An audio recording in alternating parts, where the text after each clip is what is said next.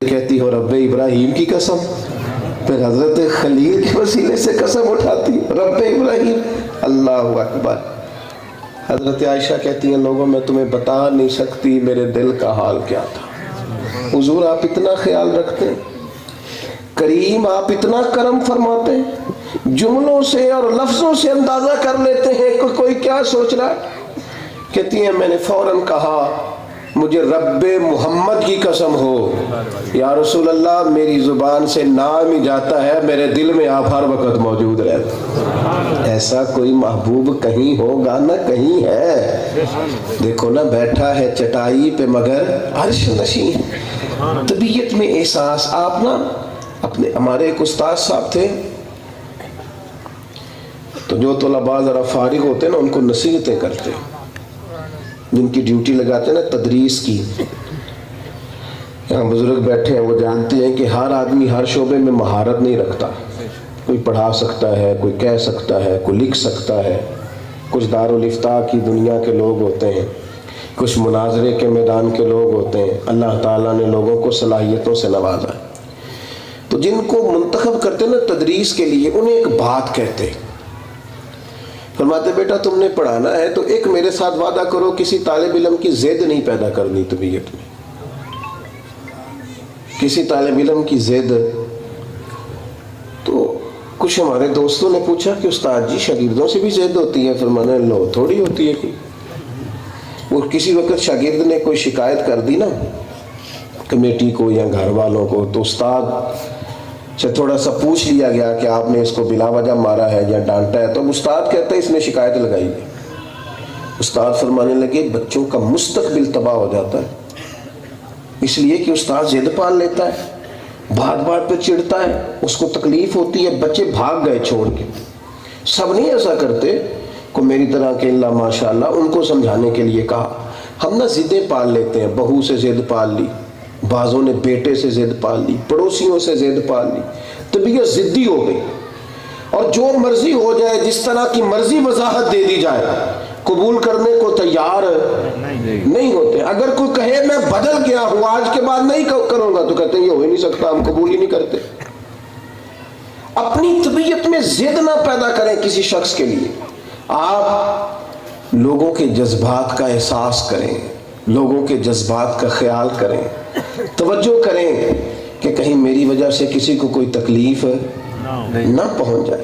آپ اپنے وجود سے حضرت محبوب الہی خواجہ نظام الدین صاحب رحمۃ اللہ علیہ کے مرید نے آ کے عرض کیا تھا، ہوتے ہیں نا لوگ ناراض، اور ہم تو ویسے ہی سارے ناراض ہیں، یہ دور ہی ناراض لوگوں کا ہے، ہر بندہ کسی نہ کسی سے ناراض ہے، شکوے کر رہا ہے، شکایتیں کر رہا ہے، اور یہ شکوے اور شکایتیں بندے کو بے چین بڑا کرتی ہیں۔ شکوہ تکلیف پیدا کرتا ہے، شکر زندگی میں سکون پیدا کرتا ہے۔ خدا جانے بلندی ہے کہ پستی، پر جہاں میں ہوں وہاں کوئی نہیں۔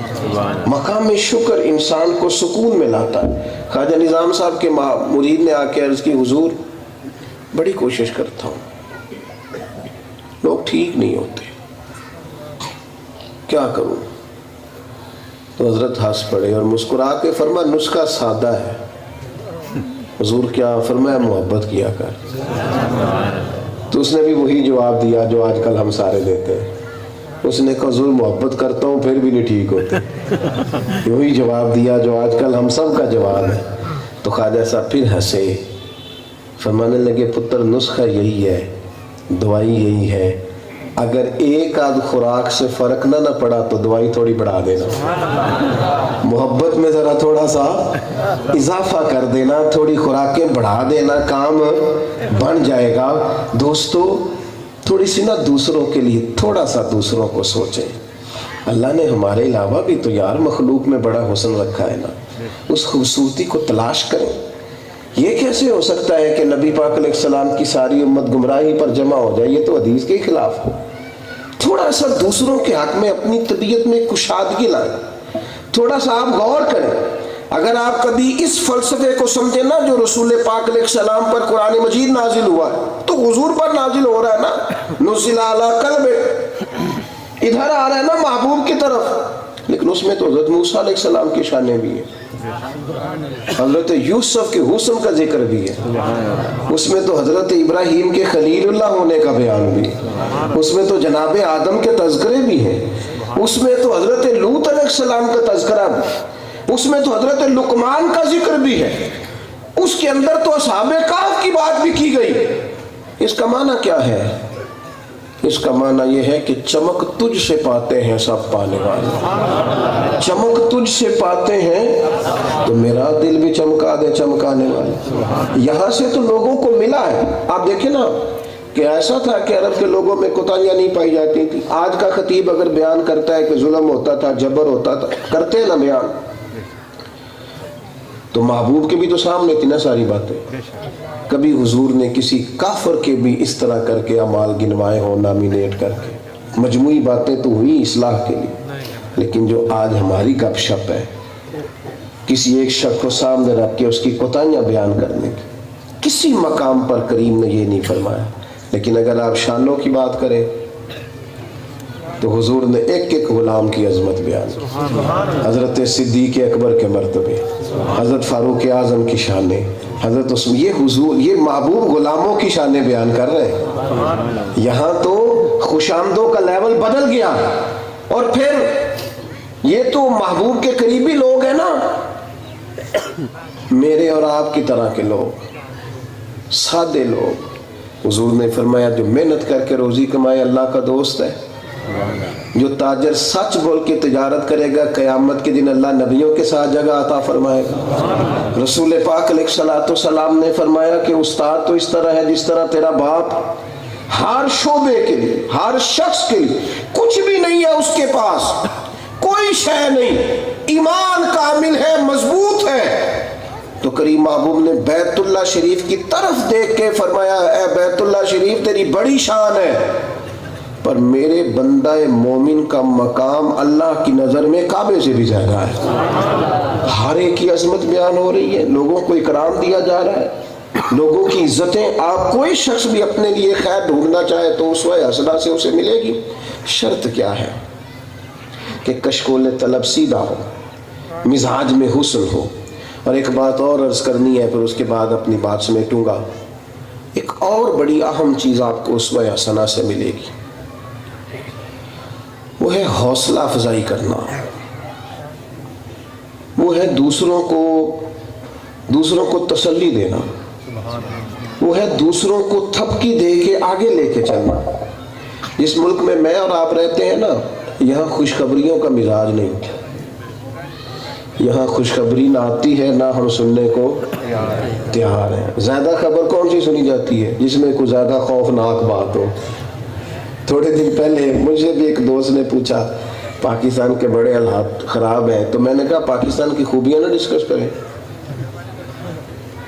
کہنے لگے چلیں آپ شروع کریں۔ میں نے کہا نماز پڑھنے کا اتنا اچھا انتظام کسی اور ملک میں نہیں جتنا پاکستان میں۔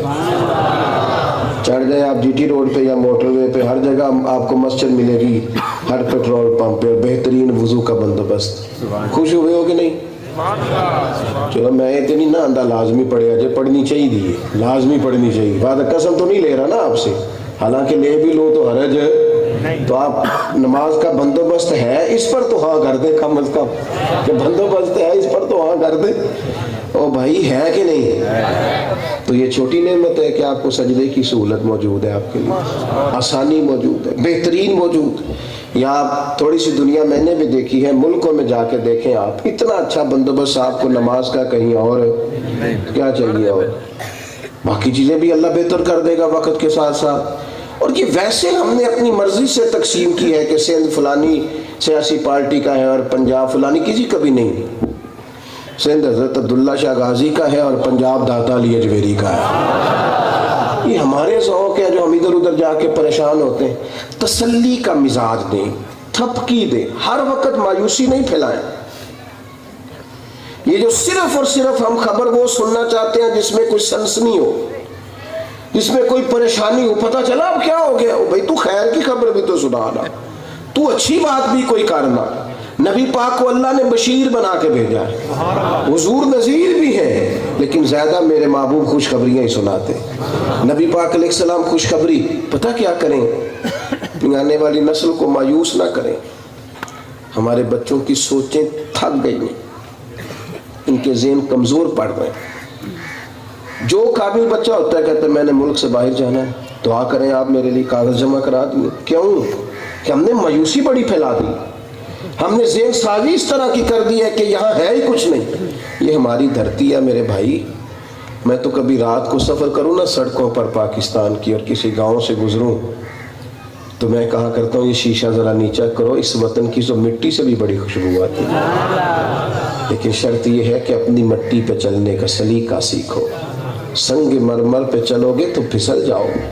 دوستو مایوسی نہیں, مزاج میں توانائی. رسول پاک خوشخبری دیتے جو آیا جب آیا حضور بنا بڑا گناہگار ہوں, معافی مانگوں تو رب مان جائے گا. تو کریم نے فرمایا تو مان سچی معافی, میرا وعدہ ہے اللہ تجھے جنت عطا کرے گا. تو جب بھی کوئی آیا, جس وقت بھی کوئی آیا, جس ٹائم بھی آیا, محبوب نے غیر مشروط معافی کی بات کی. خدا را حوصلہ افزائی کریں, دوسروں کو کھڑا کریں, دوسروں کو تسلی دیں, دوسروں کو قرار دیں, دوسروں کو آپ یہ کہیں کہ یار بڑی بات ہے, انشاءاللہ بڑی آسانی آنے والی ہے. کمزوریاں نہ پھیلائیں. نبی پاک علیہ السلام جب بھی کہیں کسی قافلے کو روانہ کرتے تبلیغ کے لیے یا جہاد کے لیے, دو باتیں ضرور ارشاد فرماتے. حضور فرماتے کسی دوسرے علاقے میں جا رہے ہو, وہاں لوگوں پر آسانیاں کرنا, مشکلات نہ کرنا. اور دوسرا حضور فرمانے لگے لوگوں کو خوشخبری دینا, مایوس نہ کرنا. خیر کی بات بتائیں, آپ خوشخبری دیں. آپ وہ امام اعظم کے پاس شاگرد پڑھنے کے لیے آیا تو اماں کہنے لگی کہ اگر دین پڑھے گا تو روٹی کہاں سے کھائے گا. تو امام صاحب فرمانے لگے تو اسے پڑھا صحیح, بادشاہوں کے ساتھ بیٹھ کے حلوہ کھائے گا. تو اس نے کہا اتنی بڑی بات کر رہے ہیں. فرمایا رب کی رحمت پر امید کر کے کہا. تو بوڑھی کہتی ہے پھر وقت آیا, میں اپنے بیٹے سے ملنے گئی اور وہ اپنے ملک میں قاضی القضاء بن گئے تھے, اور جب میں وہاں پہنچی تو انہوں نے کہا ایک ضروری مسئلہ تھا, بادشاہ نے ڈسکس کرنا تھا, آپ انتظار کریں.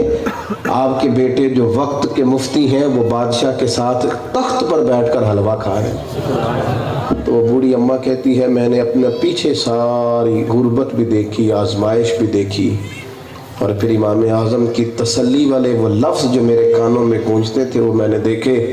تو میں اس نتیجے پہ پہنچی کہ ان کی وہ تسلی مجھے کھڑا کر گئی, اور آج اللہ نے میرے بیٹے کو اعزاز عطا فرما دیا.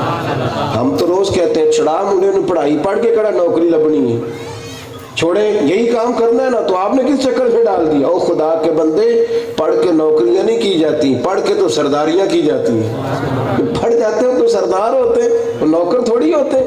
تو اس لیے اپنی زندگی میں اسوہ حسنہ سے یہ والی خیر ضرور حاصل کریں.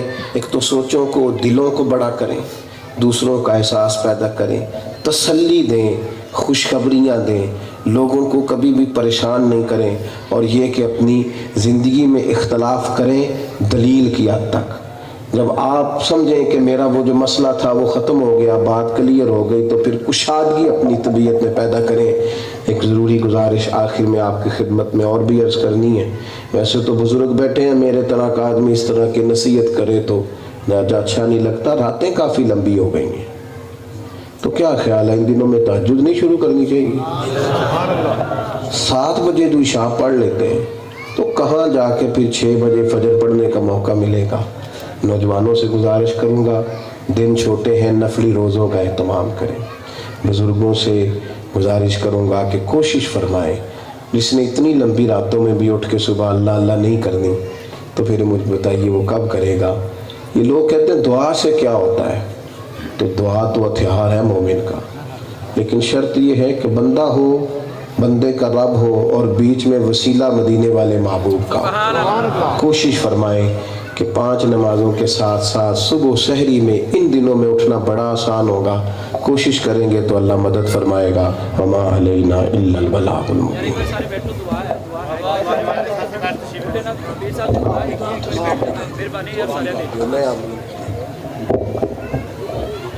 بس دعا کرو. اللہم صلی علی سیدنا و مولانا محمد معدن الجود والکرم وآلہ وصحبہ وبارک وسلم۔ مالک کریم ہم سب کا یہاں حاضر ہونا قبول فرما۔ اللہ تعالیٰ بات کرنے میں کوئی غلطی کمزوری رہ گئی تو اپنے فضل سے معاف فرما۔ اللہ تعالیٰ اس محفل کو سجانے والوں، تشریف لانے والوں سب کو بہترین جزا عطا فرما۔ ہم سب کے گناہوں کو معاف فرما، ہماری غلطیوں سے درگزر فرما، علم نافع عمل صالح کی توفیق عطا فرما، سجدوں کا ذوق، عبادتوں کا شوق، تلاوتوں کی لذت عطا فرما، حضرت قبلہ کو صحت کاملہ عاجلہ نافعہ عطا فرما۔